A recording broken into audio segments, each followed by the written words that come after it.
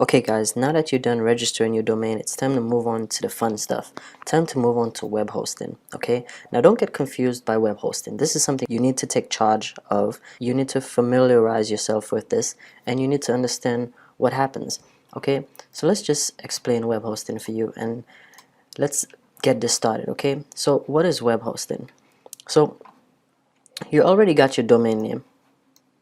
Okay, this is your domain name. Let's just put a plus sign here.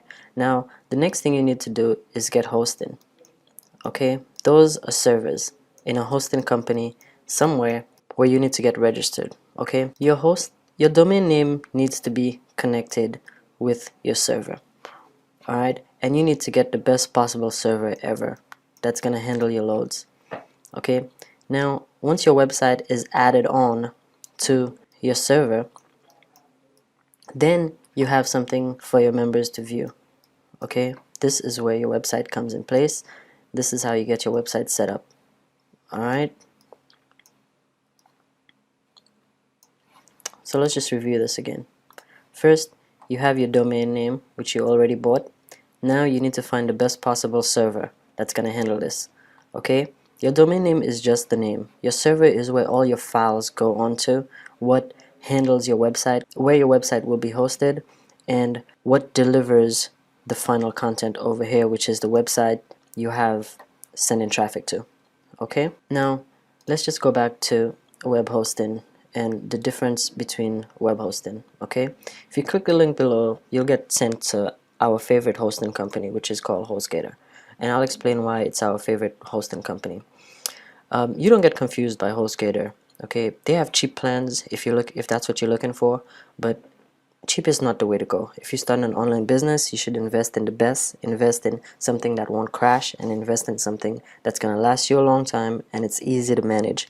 Our point on this website here is easy to manage, and that's what we'll show you. Okay, so web hosting. This is the cheapest one, and this is one I definitely don't recommend. This is a server, as we showed you before. Okay, web hosting is something we don't recommend because it's the cheapest one, and most of this is shared. It's on a shared server, and the load is not much good. You don't get much space. So the one we recommend is reseller hosting, but we'll get back to that. VPS hosting is kind of like a dedicated server, which gives you your own server. If we get back here, remember the server where you put your load on, your traffic on? This is your website.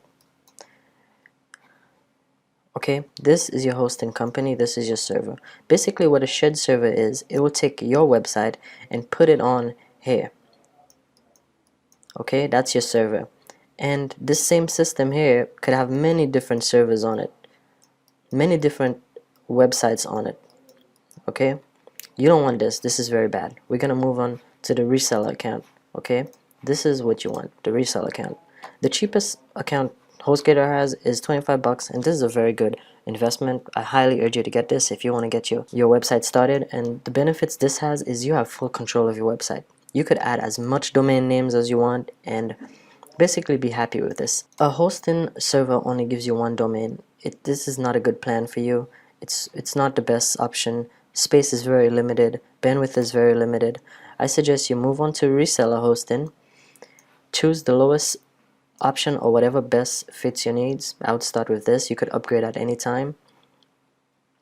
The most important thing of this is you get your own servers. You get WHM, which is an admin panel, which we'll explain in a later video. You get cPanel and everything you need for your hosting. So you could click the link below to navigate your reseller accounts.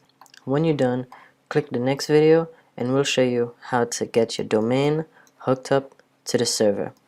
Okay?